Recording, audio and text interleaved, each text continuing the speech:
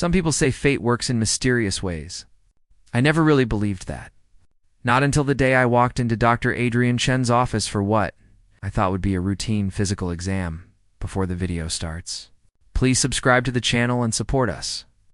Let us know in the comments how you liked the video, and don't forget to share it with others. What he discovered that day wasn't just about my health. It uncovered a truth I had been hiding from everyone, including myself. And what happened after that? It changed both of our lives forever. My name is Marcus Webb, and this is the story of how a simple medical appointment became the beginning of the deepest love I've ever known. The fluorescent lights buzzed softly above me as I sat in the quiet, sterile waiting room. My leg bounced nervously, unable to stay still. I had been putting off this appointment for months, almost a year. Actually, at 28, I considered myself pretty healthy. I ran 3 times a week, ate reasonably well, and rarely got sick. But my insurance company kept sending reminders about my overdue annual checkup. And my boss had started making subtle comments about workplace wellness requirements. So here I was, a gray Tuesday afternoon in October, sitting with a clipboard in my hands, filling out forms that felt way too personal. Family history, habits, lifestyle. Then I reached the section about sexual activity and orientation. My pen froze. My hand trembled slightly. Come on, Marcus. Just check the box. But I couldn't. I left it blank, just like I always did. Another empty space. Another part of myself left undefined, untouched. Hidden. Marcus Webb. The nurse's gentle voice pulled me back. She wore purple scrubs and had kind, reassuring eyes. I followed her down a hallway lined with anatomy charts and sanitizer dispensers. The air smelled like disinfectant, mixed with a faint floral scent from an air freshener trying its best to soften the clinical atmosphere. Inside a small exam room, she checked my vitals, blood pressure slightly high. Pulse a bit fast. Temperature normal. The doctor will be with you shortly, she said with a practiced smile before stepping out. I sat on the exam table, thin paper beneath me crinkling with every movement. The walls were painted a calm blue-gray, decorated with peaceful landscape prints meant to relax patients. But instead of calming me, they only made me feel trapped. 10 minutes passed, then 15. I reached for my phone just as the door finally opened, and everything changed. Dr. Adrian Chen was nothing like I expected. I hadn't looked him up beforehand, and his name gave me no clues.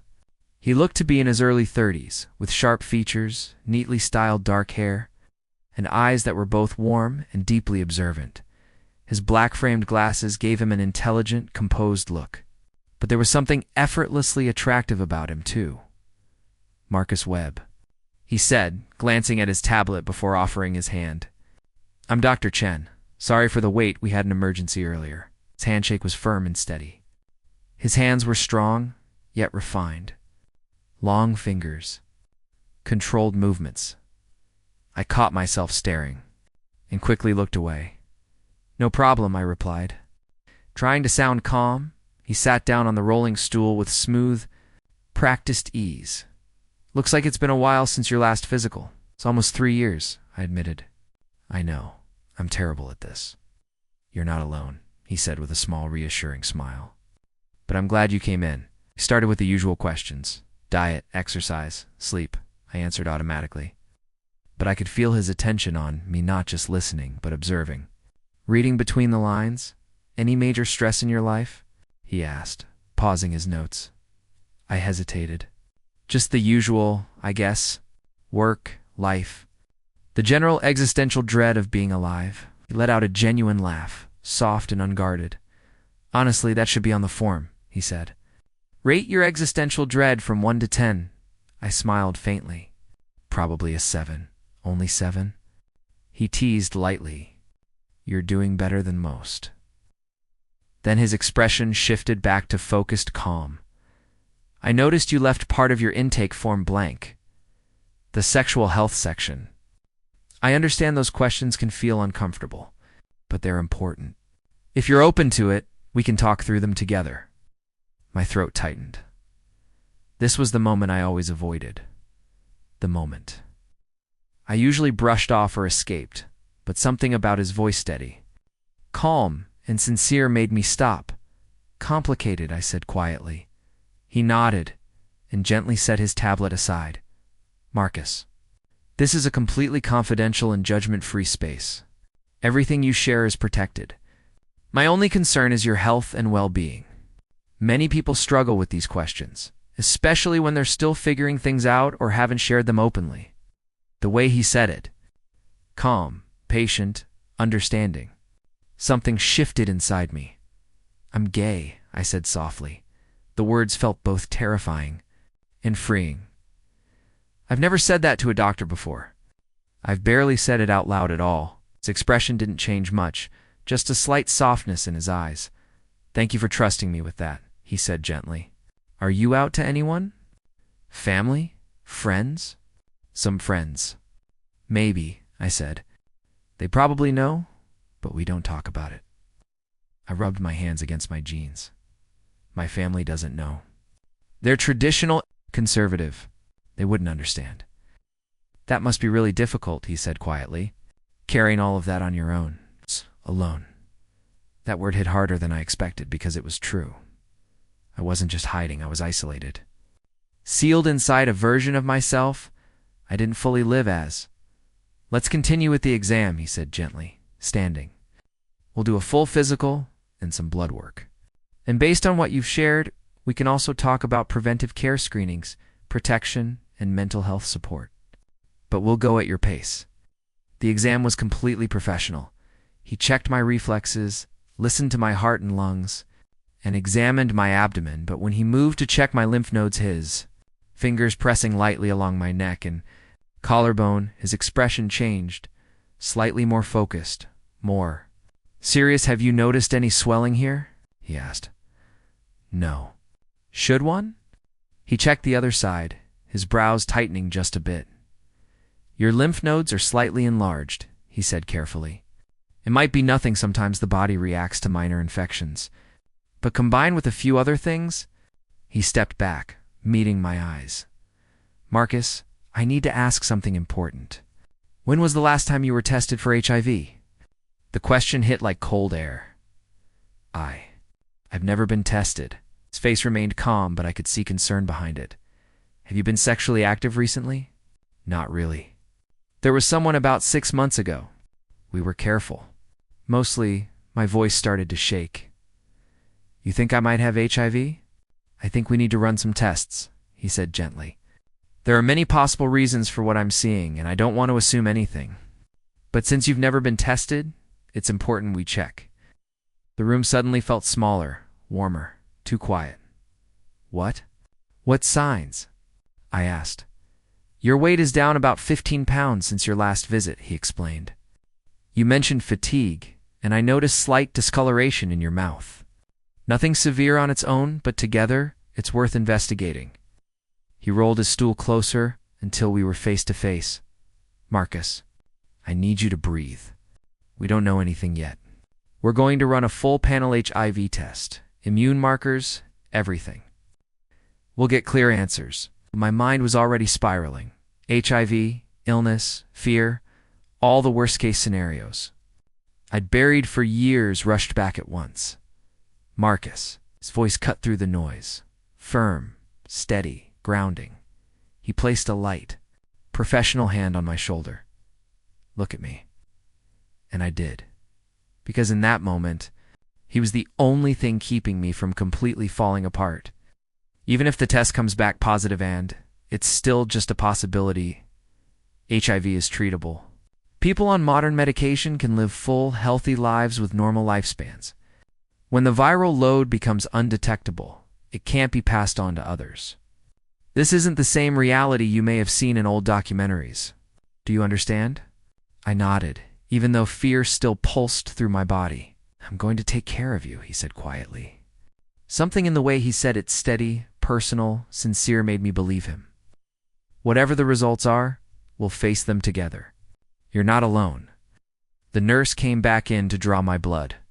I watched each vial fill with dark red, each one carrying answers I wasn't sure. I was ready to hear.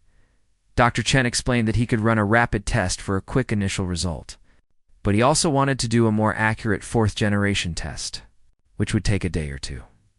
Can we do both? I asked. The rapid one and the full test? He looked at me for a moment, then nodded. Yes, if you want answers today, we can do that. Just remember, the rapid test isn't final. Can you prepare yourself for either result? I don't really have a choice, do I? There's always a choice, he said gently. Some people prefer to wait, but it's up to you. I was tired of waiting. My whole life felt like waiting to be honest, to be myself, to stop hiding. Do the rapid test, I said. 20 minutes later, I sat in Dr. Chen's office.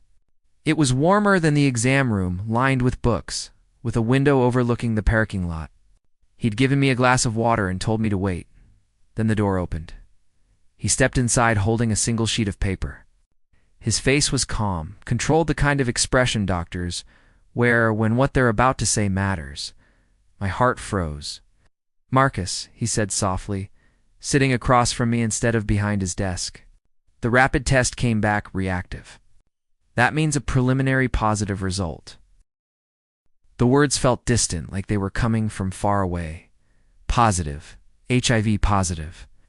This doesn't mean he started, but his voice faded under the rushing noise in my ears. My vision blurred. My stomach twisted. For a second I thought I might faint. Then I felt his hands over mine, warm, steady, grounding. Marcus, stay with me, he said gently but firmly. Breathe in through your nose, out through your mouth. Match my breathing. I forced myself to focus on him, on the rise and fall of his chest. Slowly, the panic eased just enough for me to hear him again. We still need the confirmatory test before we say anything for sure, he continued. But I want to be honest. Based on this result and your symptoms, it's possible you've had HIV for some time. What matters now is that we've caught it. If the follow-up confirms it, we'll start treatment right away. His voice stayed calm, steady, not alarmed. Modern treatment is highly effective.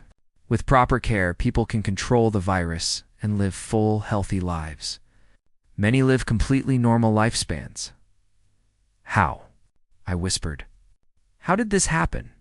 We were careful. Mostly, HIV can still be transmitted if protection isn't used consistently, he said gently. This isn't about blame. It's about understanding and moving forward. I looked down at his hands still holding mine. They felt real, solid, the only steady thing in a moment that felt like everything was breaking. I'll call you tomorrow, he said softly. Once the confirmatory results come in tonight. For now, go home, breathe, and give your mind time to settle. You're going to be okay, truly. He paused, then asked, do you have someone you can talk to tonight? Someone who can be with you. I shook my head. Who would I call? Friends who only knew part of me? Family who didn't know the most important truth? Someone from my past who might have been part of this? Then I'm giving you my personal number, he said, writing it down. This isn't something I usually do, but I don't want you going through this alone. If you feel overwhelmed, call me. Anytime. I stared at the paper in my hand. A simple number, but it felt like more than that. Why? I asked quietly. Why are you doing this? He grew still. When he spoke, his voice felt deeper, more personal. Because I know what it's like to feel alone with something too heavy to carry, he said. Because you deserve compassion, not silence. He paused, as if weighing his words. And because I've seen too many people suffer alone when they didn't have to. There was something in his voice, something unspoken. Thank you, I said softly. He stood, and I realized the appointment had gone far longer than it should have. I've cleared my next patient, he said. Stay here as long as you need. When you're ready, the front desk will schedule your follow-up for tomorrow. Once we have the full results, we'll go over everything and make a plan. At the door, he stopped and turned back. Marcus, you're going to get through this? More than that, you're going to live. Really live. Sometimes a crisis forces us to finally be honest with ourselves. Don't ignore that chance. Then he left. I sat there alone with a preliminary diagnosis. A phone number I wasn't supposed to have, and the strange feeling that while everything seemed to be falling apart, something else might be beginning. The drive home passed in a blur. Trees, lights, cars, I barely noticed any of it. Every few minutes, panic hit so hard I had to remind myself to breathe. To focus. HIV positive. The words echoed again and again, but then his voice came back to me. Treatment works. You'll be okay, and the memory of his steady hands. When I walked into my apartment, the silence hit harder than usual. I'd lived there for 3 years, but it never felt like home. Just a place to exist quietly. The space was bare. No photos. No warmth. Just emptiness. I set my keys down and stood there, unsure what to do. Eat. I wasn't hungry. Watch something. I wouldn't pay attention. Call someone. My phone felt heavy in my hand. I looked at the slightly wrinkled note with his number. I shouldn't call him. He was my doctor. It wasn't appropriate. I should call a hotline. A counselor. Someone trained for this, but I didn't want a rehearsed voice. I wanted him. That realization caught me off guard. After just one appointment, one moment of unexpected kindness, I wanted to hear his voice again. By the time night fell, sleep felt impossible. I lay on the couch, staring at the ceiling, until the silence became unbearable. Before I could stop myself, I dialed his number. He answered on the second ring. Marcus. Just hearing my name eased something inside me. I'm sorry, I said quickly. I know it's late. I shouldn't. Don't apologize, he said warmly. I gave you my number because I meant it. Tell me how you're feeling. His voice felt softer over the phone, more personal. I could hear faint piano music in the background. I'm scared, I admitted. I keep overthinking everything. All the things I should have done differently. I feel stupid for not getting tested sooner. For not being more careful. Stop, he said gently. Blaming yourself won't help. What's done is done. What matters is what you do next. How? I whispered. How do I move forward when everything feels like it's falling apart? One step at a time, he said. And one breath at a time. Heard him shift, settling into a chair. Can I tell you something? He asked, not as your doctor, but as someone who understands. Yes, I said. There was a pause. Then his voice changed, quieter, more vulnerable. When I was 25, he said, I was diagnosed with a chronic autoimmune condition. Not HIV, but something lifelong. It forced me to rethink everything. Daily medication, lifestyle changes, and the feeling that my own body had turned against me. I sat up, listening closely. I spent months angry, he continued, isolated. I almost quit medical school because I thought, what's the point of helping others if I can't fix myself? He exhaled softly. But a mentor told me something that changed everything. That our hardest struggles can become our greatest source of empathy if we allow them. The places where we break are often where we rebuild stronger. Do you really believe that? I asked. I do now, he said. Because that experience made me a better doctor. It taught me to see my patients as people, not just diagnoses. It showed me that vulnerability can be a kind of strength. He paused again. Marcus, what you're facing is frightening. Yes. But it's also a chance to stop hiding, to start living honestly, to build a life that truly belongs to you. I don't know how, I whispered. Neither did I, he said gently. But you learn, slowly, one step at a time. You let the right people in, and you've already started. We talked for over an hour. He shared what it was like managing his own condition, the importance of mental health, and the steps that helped him rebuild his life. I told him about growing up in a conservative town, about feeling different long before I had the words to explain it, about a secret relationship that left me feeling invisible. You wouldn't be seen with me in public, I said. We only met late at night at his place. At first it felt exciting, but eventually it just felt empty, like I was helping myself disappear. You deserve more than that, Dr. Chen said, his voice quiet but firm. You deserve to be seen, valued, and loved openly. The word loved hung between soft, fragile, and heavy with meaning. I should let you go, I said, even though I didn't want the call to end. You've already given me your whole evening. I've spent my evening talking to someone I care about, he replied gently. That's different. For the first time all day, something inside me felt a little less broken. Before I could fully process his words, he continued, Tomorrow at 3 p.m., come to my office. We'll go over your results, make a plan, and you won't go through this alone. Okay, try to get some rest tonight, Marcus. And if you can't call me again, I mean it. After we hung up, I sat there holding my phone, feeling the warmth of his voice settle inside me like something steady and real.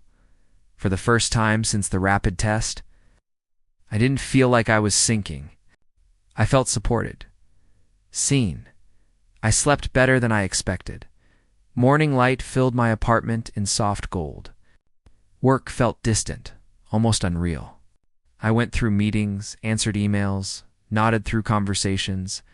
No one noticed anything was wrong. Why would they? I'd spent years perfecting the art of looking fine while falling apart at 2:30. I left early for my appointment. The receptionist recognized me right away and led me straight to Dr. Chin's office. He stood as I walked in, and for a moment, we just looked at each other in the daylight. I noticed details I hadn't seen before, the silver strands near his temples, the faint lines at the corners of his eyes, the calm confidence in the way he carried himself. Come in, sit. He gestured toward the same chair. How are you feeling today? Less panicked, I said. Mostly because of you. He gave a small smile, kind, but serious, and glanced at his screen. I have your confirmatory results. As expected, they matched the rapid test. You are HIV positive. My stomach tightened, but he continued before fear could take over. But there's good news. Your viral load is relatively low, and your CD4 count is still strong. That tells us we caught this early, likely within the last 3 to 6 months, around when you said you were last sexually active. Is that good? It's very good. We can start treatment right away. 1 pill a day. Most people handle it well, and within a couple of months, your viral load should become undetectable. He explained everything: medication, expectations, possible side effects, clearly and patiently. But beyond the medical details, something else existed between us. A quiet connection. Not just doctor and patient, but two people truly seeing each other. Then his tone shifted slightly. I need to ask something difficult, he said gently. We should notify your last partner. You don't have to do it yourself. There are anonymous ways, but it's important they get tested. My chest tightened. I don't even know his last name. It was casual. We met on an app. We didn't share much. It's okay, he said calmly, without judgment. Do what you can. Just don't put yourself in a situation that feels unsafe, he continued. Going forward, you'll need to tell future partners before being intimate. Beyond that, disclosure is your choice. Some people are open about it. Others keep it private. Both are valid. What about work? Do I have to tell my employer? Absolutely not. Your health information is private. Your job doesn't need to know. He set the tablet aside and leaned forward slightly. Marcus, your mental health matters just as much as your physical health. Have you thought about seeing a therapist? Ideally, someone experienced with LGBTQ clients and long-term health conditions. I've never tried therapy. It could really help, he said. I can recommend someone excellent if you're open to it. Then he said something that made me pause. People like us. Us. I looked up at him. Are you? I started, then stopped. Gay. He said simply, yes. There was no hesitation. No discomfort. I don't usually share personal details with patients, he continued, but here I think it matters. I understand your journey because I've lived something similar. He told me he came out during college. In some ways, it was easier. In others, much harder. Do your parents know? They do, he said. They're traditional. It's complicated. We're respectful, but distant. I can't have complete honesty and full acceptance at the same time. And that still hurts. I'm sorry. Don't be, he said gently. I chose honesty.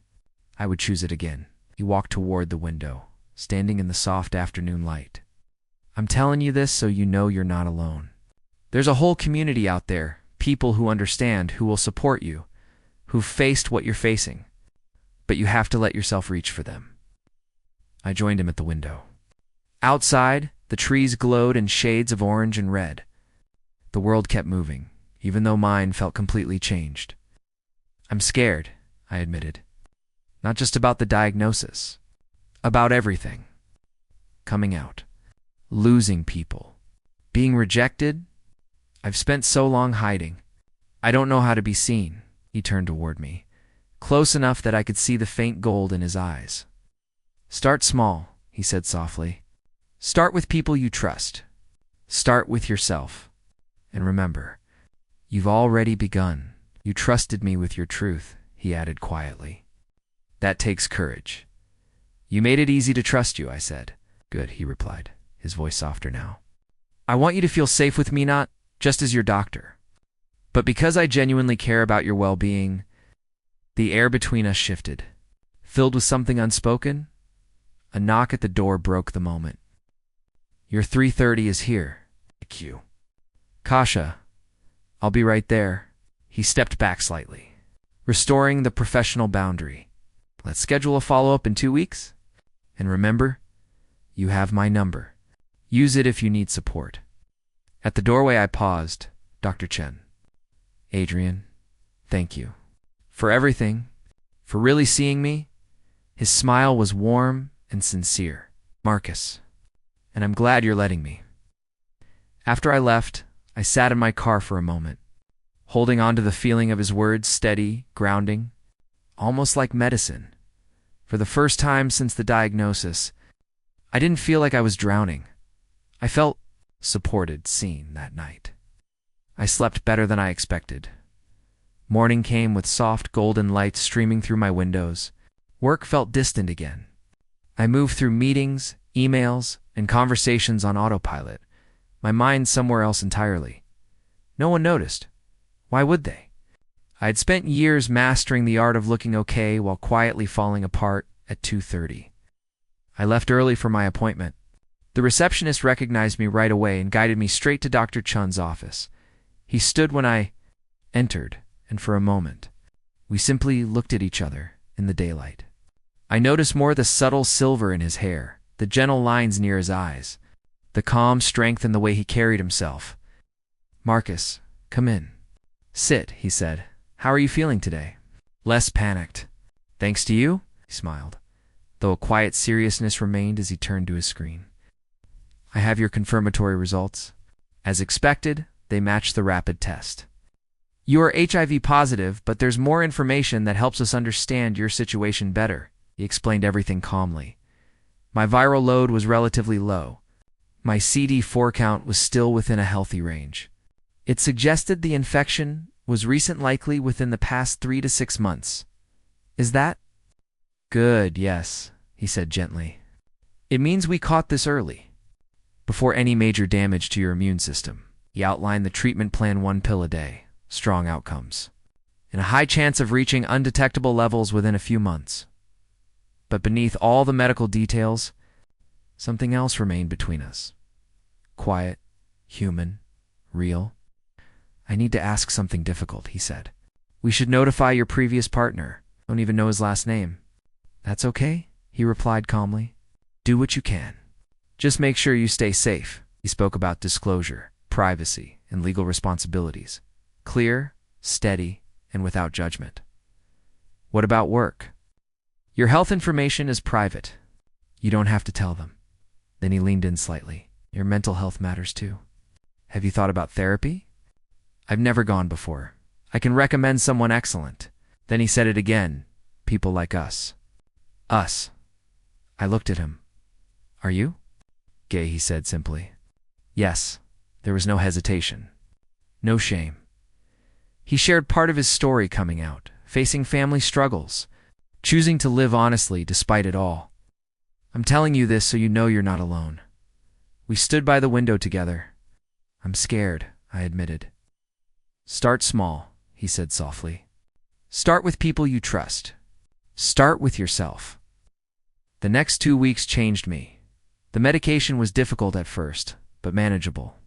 What stayed with me was something deeper, a sense of clarity. For the first time, my life felt focused. I joined an LGBTQ support group. It was terrifying at first, but the acceptance was immediate. Genuine. I started therapy with Dr. Miranda Reeves. She challenged me, supported me, and helped me rebuild from the inside out. You've been surviving, she told me. Now, it's time to start living. And then there was Adrian. What began as simple check-ins slowly turned into real conversations, messages, calls, late night. Talks about life, fear, and identity. We opened up in ways neither of us expected months later. We met outside the clinic, no white coat, no boundaries of doctor and patient, just two people.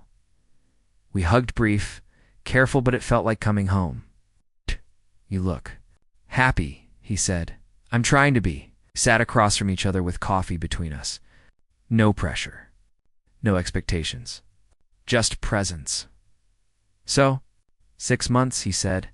Did you date anyone? A few times. Nothing serious. Because something real had already begun. Same, he said with a small shrug.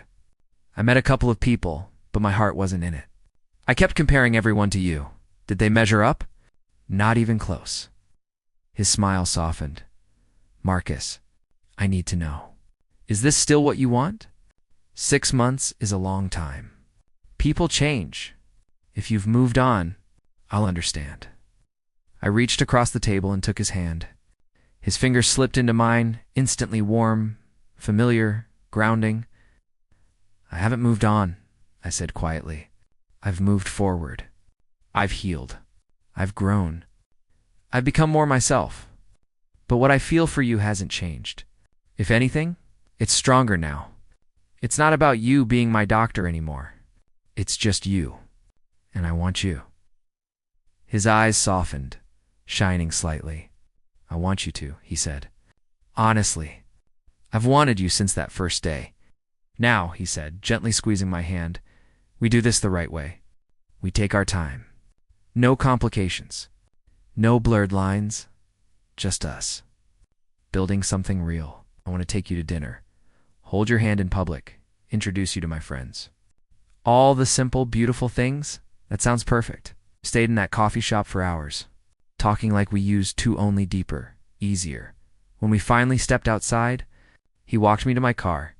Can I kiss you? I didn't answer with words. Our first kiss was soft, careful, like we were learning each other. Then it deepened. 6 months of quiet longing finally finding its place. When we pulled apart, we were both smiling. I've wanted to do that since the day you walked into my office, he admitted. I fell for you that day, Marcus, and I'm glad we waited. 6 months later, I walked through a farmer's market with Adrian's hand in mine, completely at ease in my own skin. Please like and subscribe the channel.